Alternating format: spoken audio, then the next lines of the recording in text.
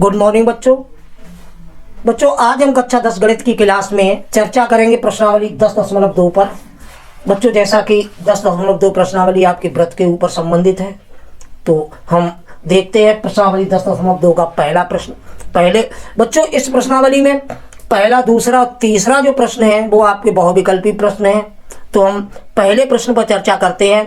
पहला प्रश्न कह रहा है कि एक बिंदु Q से एक वृत्त पर स्पर्श रेखा की लंबाई 24 सेंटीमीटर तथा Q की केंद्र से दूरी 25 सेंटीमीटर है, वृत्त की त्रिज्या ज्ञात कीजिए।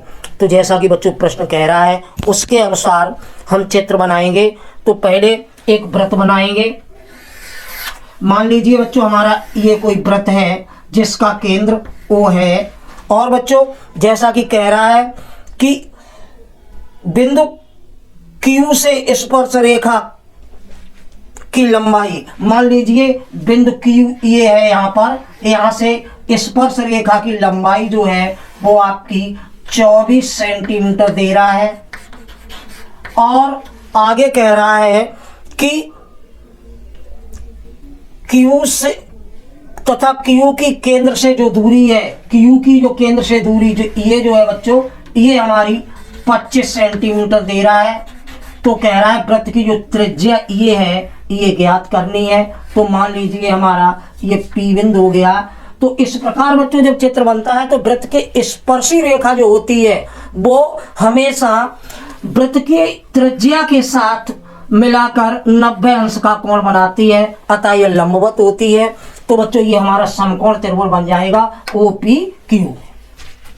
तो बच्चों अब हम देखते हैं कि हमें जो दिया गया है वो पहले लिख लेते हैं, यानी PQ बराबर 24 सेंटीमीटर दे रहा है और OQ बराबर 25 सेंटीमीटर दे रहा है। तो बच्चों त्रिज्या जो OP है वो पूछ रहा है। तो बच्चों हम लेके चलेंगे कि समकोण त्रिभुज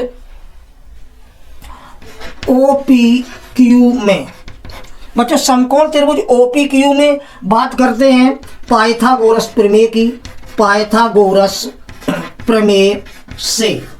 तो बच्चों पाइथागोरस प्रमेय से हम देखते हैं तो ये हमारा 90 अंश का जब कोण बनता है तो इसके सामने की भुजा कर्ण होती है, शेष जो भुजाएं रह जाएंगी या तो इसे लंब मान लीजिए, या जब इसे लंब मानेंगे तो ये आधार हो जाएगी, और जब इसे लंब मानेंगे तब ये आधार हो जाएगी। अतः हम इसे लिख सकते हैं OQ का वर्ग, OQ का वर्ग बराबर OP का वर्ग और प्लस PQ का वर्ग। हमें OP निकालना है तो बच्चों OP का वर्ग बराबर हो जाएगा OQ का वर्ग माइनस PQ का वर्ग। बच्चों मान लगा देंगे, OQ यानी कि 25 का वर्ग माइनस PQ जो हमारा 24 दिया गया है 24 का वर्ग। तो OP का वर्ग बराबर 25 का वर्ग 625 होता है और माइनस 24 का वर्ग 576 होता है बच्चों। तो 625 में से 576 कम करेंगे तो बच्चों हम देखते हैं कि यहाँ हमारे 15 में से 6 जाएंगे, 9 बचेंगे और यहाँ 1 रह जाएगा, हासिल लेंगे तो हमारा 11 हो जाएगा। 11 में से 7 जाएंगे, 4 बचेंगे। तो बच्चों इस प्रकार हम देखते हैं कि OP वर्ग बराबर 49 है, तो OP बराबर √49 होगा। तो OP बराबर बच्चों 7 सेंटीमीटर आ जाएगा। अतः हम लिख सकते हैं कि वृत्त की जो त्रिज्या है वो 7 सेंटीमीटर है। बच्चों चूंकि ये प्रश्न आपका बहुविकल्पी है तो विकल्प हम देखते हैं। विकल्पों में आपका A जो दिया गया है वो 7 सेंटीमीटर दिया गया है, तो हम लिख सकते हैं अतः विकल्प A सही है। बच्चों प्रश्न नंबर 2 कह रहा है चित्र में यदि TP, TQ केंद्र O वाले किसी वृत्त पर 2 स्पर्श रेखाएं इस प्रकार हैं कि कोण POQ बराबर 110 है, तो कोण PTQ बराबर है। जैसा कि चित्र दे रहा है हम सबसे पहले चित्र को बनाते हैं। चित्र में ये मान लीजिए कोई वृत्त है और जिसका केंद्र O है। ये वृत्त की परिधि पर कोई बिंदु P और Q है। ये बिंदु आपका T है बच्चों, जिसमें ये एंगल दे रहा है 110। तो बच्चों हम पहले बता चुके हैं, वृत्त की परिधि पर जो भी स्पर्शी रेखाएं खींची जाती हैं वो त्रिज्या के साथ लंबवत होती है, अतः ये हमारा समकोण हो जाएगा और ये समकोण हो जाएगा। और बच्चों इस प्रकार जो ये प्रश्न ये पूछा गया है, तो हम देखते हैं कि ये हमारा चतुर्भुज हो जाएगा OPTQ। तो हम बच्चों देखते हैं कि हमें पहले जो दिया गया वो हम लिख लेंगे। हमें दिया गया है कोण POQ दिया गया है 110 अंश। और बच्चों हम बता चुके हैं ये दोनों लंबवत हैं स्पर्शी रेखाएं, तो हम लिख सकते हैं कि कोण OPT बराबर 90 अंश होगा और कोण OQT बराबर भी 90 अंश होगा। तब हमें पूछा गया है कोण PTQ बराबर प्रश्नवाचक चिन्ह। तो बच्चों जब चतुर्भुज की बात आती है तो चतुर्भुज में बच्चों जो चार कोण होते हैं, इन चारों कोणों का योग 360 होता है। तो हम लिखेंगे कि चतुर्भुज OPTQ में, चतुर्भुज OPTQ में तो बच्चों जो चारों कोण होते हैं, हम शुरुआत करते हैं इस कोण से। तो कोण POQ प्लस कोण OQT और प्लस कोण OPT और प्लस कोण PTQ बराबर बच्चों 360 होगा। बच्चों ध्यान रहे चतुर्भुज में हमेशा अंतः कोणों का योग 360 होता है। तो अब मान लगाते हैं, तो कोण POQ का मान 110 है प्लस OQT का मान बच्चों 90 है। इसी प्रकार OPT का मान भी 90 अंश है प्लस ये हमें पूछा गया है बराबर 360। तो बच्चों अब इन्हें जोड़ते हैं तो 0 आ जाएगा। 9 और 9 में 9 जोड़ेंगे 18 और 1 19 हो जाएगा और हासिल 1 होगी, 1 और 1 2 यानी कि 290 और प्लस कोण PTQ बराबर 360। तो कोण PTQ बराबर 360 माइनस 290 होगा। बच्चों ध्यान रहे जब ये इधर प्लस का इधर जाएगा तो माइनस का होगा। तो कोण PTQ बराबर इस प्रकार आपका 360 में से 290 कम हो जाएंगे। तो बच्चों 16 0 में से 0 जाएगा, 0 बचेगा। यहाँ 16 में से 9 जाएंगे तो 7 बचेंगे। अतः हमारा 70 जो है इस कोण का मान आएगा। हम देखते हैं हमारा बहुत विकल्पी प्रश्न है, तो हम प्रश्न नंबर 2 में देखते हैं कि हमारा विकल्प कौन सा सही है। तो बच्चों विकल्प की बात करते हैं तो विकल्प बी हमारा सही है। तो हम लिख सकते हैं अतः विकल्प बी सही है।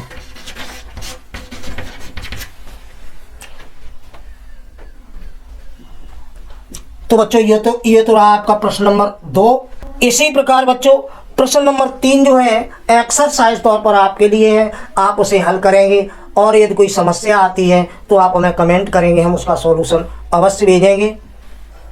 अब बात करते हैं बच्चों प्रश्न नंबर 4 की। बच्चों प्रश्न नंबर 4 आपका कह रहा है कि सिद्ध कीजिए कि किसी बिंदु वृत्त के किसी व्यास के सिरों पर खींची गई स्पर्श रेखाएं समांतर होती हैं। तो बच्चों जैसा कि प्रश्न में कहा गया है उसके अनुसार हम पहले चित्र बनाते हैं।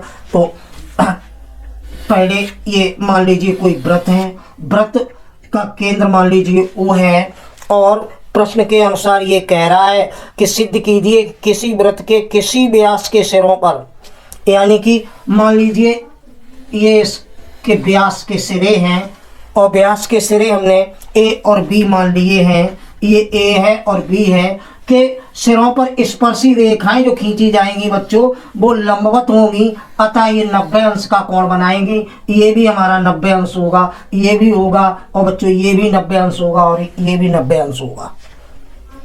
तो हम इन्हें नाम दे दें, इसे P और Q दे दें और इसे R और S दे दें।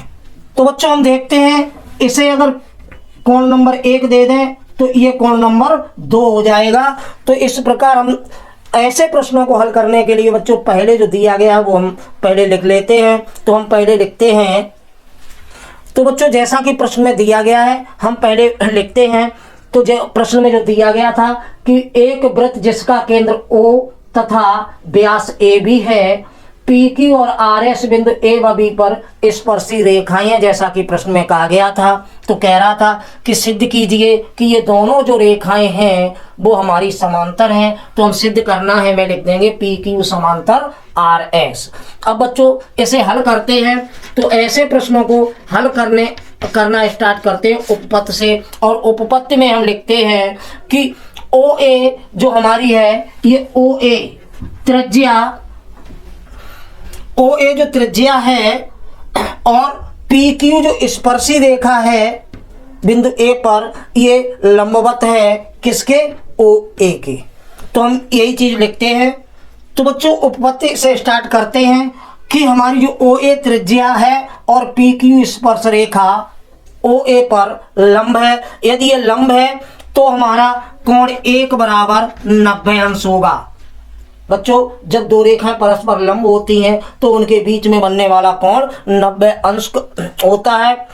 तो अगर हम देखें तो इसी प्रकार बात करते हैं कि यदि OB त्रिज्या लेते हैं, जैसा कि हमने इसमें OA त्रिज्या लिया, अब की बार अगर OB त्रिज्या ले और RS रेखा जो स्पर्शी है वो OB रेखा पर लंबवत होगी, तो हमने लिख दिया इसी प्रकार कोण 2 बराबर भी 90 अंश होगा। बच्चों जब ये दोनों कोण एकांतर कोण कहलाते हैं, ये बराबर हैं, तो हम लिख सकते हैं कि कोण 1 बराबर कोण 2। और जब कोण 1 बराबर कोण 2 हैं तो हम ये बच्चों लिख सकते हैं कि ये दोनों रेखाएं अतः स्पष्ट है कि PQ समानांतर RS हैं।